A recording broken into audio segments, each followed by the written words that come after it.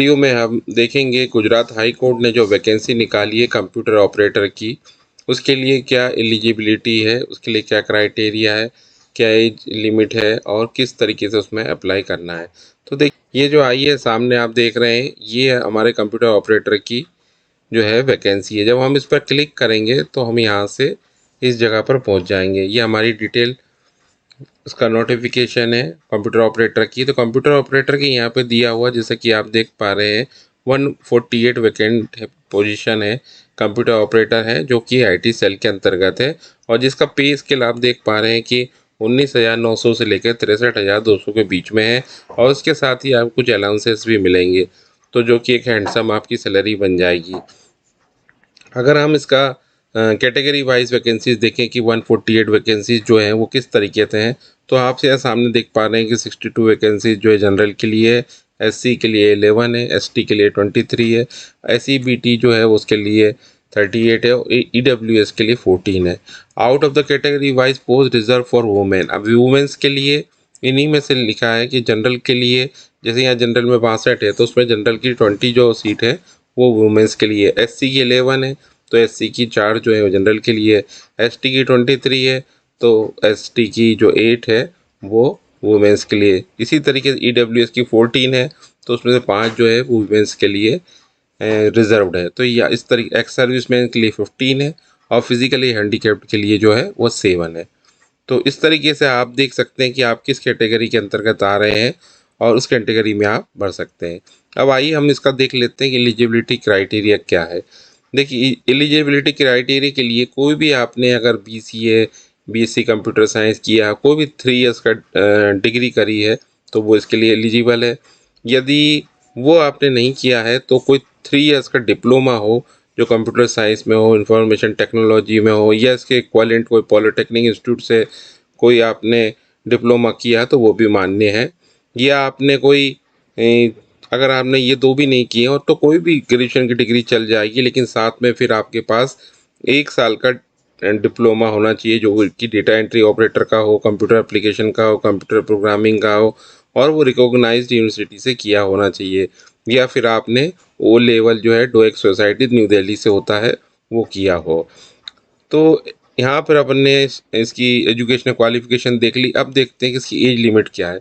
देखिए, इसको age limit जो है वो 18 ईयर्स से लेकर 35 ईयर्स के बीच में है। लेकिन यदि आप employ working in district court of the state of Gujarat में है या किसी अन्य हाई कोर्ट में है, तो आपको 5 साल तक का रिजर्वेशन मिलेगा। लेते हैं, यदि आप district court of state of Gujarat के एम्प्लॉय हैं या किसी अदर हाई कोर्ट के एम्प्लॉय हैं, तो आपको 5 साल का इसमें रिलैक्सेशन मिलेगा। या फिर for which service has been put in by him और हर्सेल्फ विच इज़ लेस। और यदि आप ऐसा नहीं है, तो मान लीजिए 5 साल से कम किया है आपने, तो 5 साल से कम वाला भी इसमें एप्लीकेबल होगा। जो SC ST SEBT और EWS कैंडिडेट है उनके लिए 5 साल के लिए रहेगा रिलैक्सेशन। वुमेन कैंडिडेट के लिए 5 ईयर्स का, डिफरेंटली एबल्ड पर्सन के लिए 10 ईयर्स का। और इसी तरीके से एक्स सर्विसमैन के लिए जो है वो 3 ईयर्स का इसमें रिलैक्सेशन रहेगा। अगर रिजर्वेशन की हम बात कर रहे हैं, तो इसके अंदर आपको जो भी रिजर्वेशन जो भी अप्लाई होता है SC ST OBC AWS के लिए, वो सब इसमें एलिजिबल रहेगा। Fees and mode of payment, उसके लिए आपको इन्फॉर्मेशन बुलेटिन देखना पड़ेगा, जिसके लिए आपको ऑनलाइन अप्लाई करना पड़ेगा। वहाँ से आपको मिल जाएगा। थोड़ी देर बाद हम आपको बताएंगे इसी वीडियो में कि कैसे अप्लाई करना है। उसके पहले हम देख लेते हैं कि स्कीम ऑफ एग्जामिनेशन क्या है। तो देखिए, इसमें 2 टाइप के एग्जामिनेशन होते हैं। एक होता है एलिमिनेशन टेस्ट होगा, एक होगा कंप्यूटर एडेड टेस्ट होगा।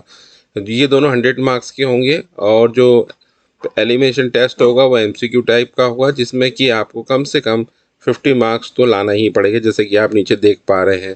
इसमें नेगेटिव मार्किंग भी होती है। मतलब आपने सही अगर क्वेश्चन का आंसर दिया तो 1 मार्क्स मिलेगा, गलत आंसर दिया है तो 0.33 मार्क्स उसमें कट जाएगा।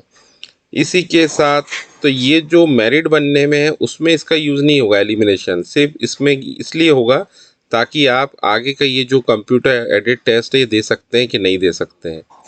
तो ये इसके लिए होता है। जो मेरिट जो आपकी बनेगी वो तो आपकी कंप्यूटर एडेड टेस्ट के थ्रू ही बनेगी।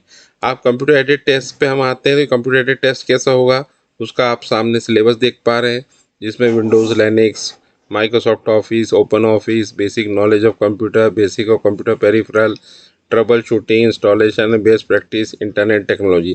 इसके ऊपर आपसे क्वेश्चन पूछे जाएंगे, जिसमें कि कम से कम आपको 50% मार्क्स लाना ही होगा। उसके बाद ही आपका आगे का जो काम है, जिसमें कि डॉक्यूमेंट वेरिफिकेशन होगा, उस तरीके की चीज़ें होंगी। अब ये देख लेते हैं इसके बाद हम कि प्रिपरेशन ऑफ सिलेक्ट लिस्ट। अब सिलेक्ट लिस्ट कैसे बनेगा, इसमें लिखा हुआ है, आप देख पा रहे हैं कि the select list shall be prepared on the basis of marks obtained by the candidate in the computer aided test. यानी इसमें एलिमिनेशन टेस्ट का कोई यूज़ नहीं होगा। Any candidate who does not accept the offer of appointment within time limit shall lose और her right to appointment. तो ये जो बाकी की चीज़ें हैं, ये आप खुद भी पढ़ सकते हैं कि इसमें और क्या क्या चीज़ें दी होंगी। हमने जो ज़रूरी बातें थी वो आपको हमने बता दिया है। तो ये आप जो नोटिफिकेशन है आपको हाई कोर्ट की वेबसाइट पर ही मिल जाएगा। अब आप आइए देखते हैं हम किसके लिए ऑनलाइन अप्लाई कैसे करना है। अब जब आप ऑनलाइन अप्लाई करेंगे तो ये जो लिंक है वो GHCREC.NTONNTA.online.in, ये एक वेबसाइट है जिसकी लिंक आपको डिस्क्रिप्शन दे देंगे। यहाँ पे जाने के बाद आपको इन स्टेप्स में यहाँ पे जो दिख रहा है कि पहले ऑनलाइन रजिस्ट्रेशन आपको करना होगा। अगर आपने रजिस्ट्रेशन नहीं किया है, जब आपका एक बार रजिस्ट्रेशन हो जाएगा, जिसमें कि आपसे डिटेल मांगी जाएगी पूरी, वो देने के बाद फिर आप एप्लीकेशन नंबर वगैरह डाल के यहाँ पे आप पहले आप यहाँ से आपको न्यू कैंडिडेट रजिस्ट्रेशन यहाँ से रजिस्टर करना पड़ेगा। और जब यहाँ से आपको एक एप्लीकेशन नंबर मिलेगा, पासवर्ड मिलेगा, और वहाँ से फिल सेकंड पोजीशन पे सेकंड स्टेप पे फिर आपको फिल ऑनलाइन एप्लीकेशन फॉर्म भरना होगा। और उसके बाद ये जो पे एग्जामिनेशन फ़ीस देने के बाद आप यहाँ पर अप्लाई कर सकते हैं और एग्ज़ाम दे सकते हैं। तो उम्मीद करता हूँ ये वीडियो आपको अच्छे समझ में आया होगा। ज़्यादा डिटेल के लिए हम आपको लिंक इसके डिस्क्रिप्शन दे देंगे, जहाँ जाके आप इसको पढ़ सकते हैं।